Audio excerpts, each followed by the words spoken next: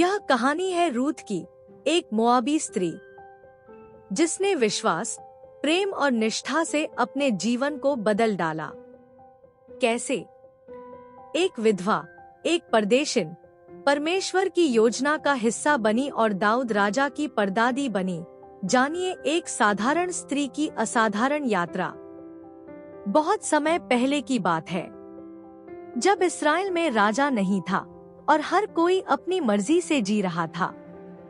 उस समय देश में अकाल पड़ा, जीवन कठिन हो गया और ऐसे समय में लोगों को कठिन निर्णय लेने पड़ते हैं। बेतलहम में रहने वाला एक व्यक्ति था एलीमेलेक। उसकी पत्नी का नाम था नाओमी। उनके 2 बेटे थे, महलोन और किलियोन। जब भूमि सूख गई, जब अन्न का दाना न बचा, तब इस परिवार ने एक कठोर निर्णय लिया। वे यहूदा छोड़कर मोआब की ओर चले गए, जो एक पराया देश था, अजनबी लोग, अजनबी देवता। शायद उन्हें आशा थी कि वहां जीवन आसान होगा, लेकिन मोआब में जीवन ने और भी गहरी परीक्षा ली। पहले एलीमेलेक की मृत्यु हो गई, नाओमी विधवा हो गई। फिर उसके बेटों ने मोआब की स्त्रियों से विवाह किया, मकलोन ने रूत से और किलियोन ने ओर्पा से। लेकिन कुछ ही वर्षों में दोनों बेटे भी चल बसे। अब नाओमी अकेली रह गई, एक अजनबी देश में 2 विधवा बहुओं के साथ। उसका हृदय टूट चुका था।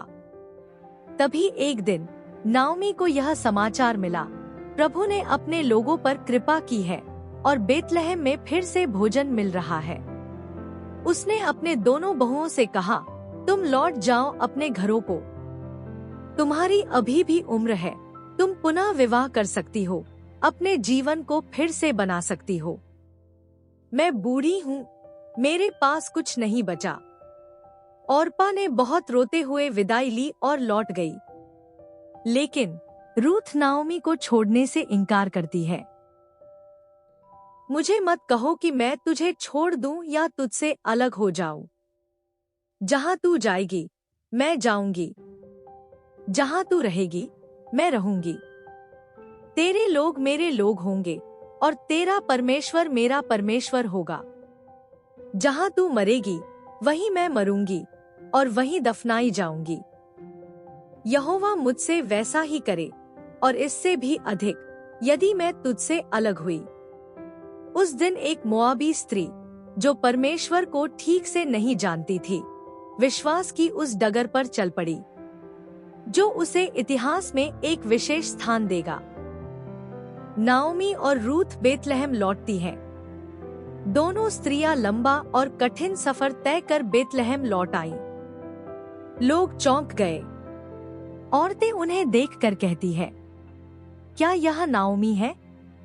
नाओमी कहती है, मुझे नाओमी मत कहो, जिसका अर्थ है सुखद। मुझे मारा कहो, क्योंकि सर्वशक्तिमान ने मुझे बहुत दुख दिया है। मैं भरी हुई गई थी और अब खाली लौटी हूँ। रूथ खेतों में काम करती है। अब उन्हें भोजन की जरूरत थी। रूथ ने नाओमी से कहा, क्या मैं खेतों में अन्न बीनने जाऊं? नाओमी ने अनुमति दी और ऐसा हुआ कि वह एक ऐसे खेत में पहुंची जो बोअज नामक व्यक्ति का था। बोअज, यह कौन युवती है जो काम कर रही है? नौकर, यह वह मोआबी स्त्री है जो नाओमी के साथ आई है। यह सुबह से बिना थके काम कर रही है। बोअज, बेटी, तू मेरे ही खेत में रह और मेरे नौकरों के साथ बीनती रह। मैंने आदमियों से कह दिया है कि तुझे न छेड़े। जब प्यास लगे तो पानी पी लेना। रूथ कहती है, मैं तो एक परदेशिन हूँ, आपने मुझ पर इतनी कृपा क्यों की? बोअज, मैंने सब सुना है कि तूने अपनी सास के लिए क्या किया। तू अपने देश, अपने पिता माता और अपने देवताओं को छोड़ आई। यहोवा तुझे इसका पूरा प्रतिफल दे। रूथ ने घर आकर नाओमी को बताया, आज जिस व्यक्ति ने मुझ पर कृपा की, उसका नाम बोअज है। नाओमी, वह हमारा निकट संबंधी है, हमारे लिए उद्धार करता। प्रभु का धन्यवाद हो।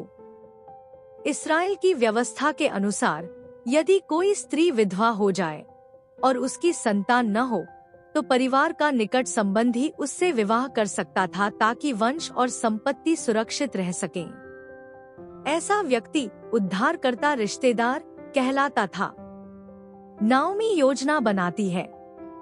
नाओमी रूथ से कहती है, बेटी अब तेरा घर बसना चाहिए। आज रात बोअज खलिहान में होगा। तू स्नान कर, अच्छा वस्त्र पहन और वहां जाकर उसके पैरों के पास लेट जाना। यह संकेत है कि तू उसके संरक्षण में आना चाहती है। बोअज आश्चर्य से जागते हुए, कौन है वहां? मैं रूथ हूँ, आपकी दासी। कृपया अपनी चादर मुझ पर फैला दे, क्योंकि आप मेरे उद्धारकर्ता हैं। बोअज, बेटी तू धन्य है। तूने अपने से बड़े पुरुष को चुना है। डर मत, मैं जो कर सकता हूँ करूँगा। लेकिन एक और व्यक्ति है जो मुझसे अधिक निकट है। मैं पहले उससे बात करूँगा।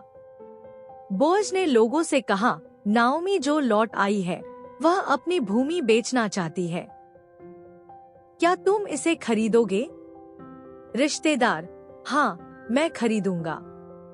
बोअज, यदि खरीदते हो तो तुम्हें रूथ से विवाह भी करना होगा ताकि मकलोन का वंश बना रहे। रिश्तेदार, मैं नहीं कर सकता, मुझे माफ करो। बोअज, लोगों से, आप सब गवाह हैं, मैंने एलीमेलेक की संपत्ति खरीदी है और रूथ को अपनी पत्नी बनाया है। लोग, प्रभु तुझे आशीष दे, तेरे घर को राहेल और लिया जैसा करे। रूथ और बोअज का विवाह हुआ। समय पर परमेश्वर ने उन्हें एक पुत्र दिया, ओबेद। नाओमी ने उस बच्चे को गोद में लिया। औरतें आनंद से, नाओमी को पुत्र हुआ है। उस बालक का नाम ओबेद रखा गया। ओबेद यिशै का पिता हुआ और यिशै राजा दाऊद का पिता हुआ। एक परदेशिन, एक विधवा जिसने अपने सास के प्रति प्रेम, विश्वास और त्याग दिखाया, आज वह मसीह की वंशावली में है। रूथ की कहानी हमें सिखाती है, जब हम प्रभु के मार्ग पर चलते हैं, जब हम त्याग करते हैं, जब हम दूसरों के लिए खड़े होते हैं, तब परमेश्वर हमें हमारी कल्पना से बढ़कर आशीष देता है।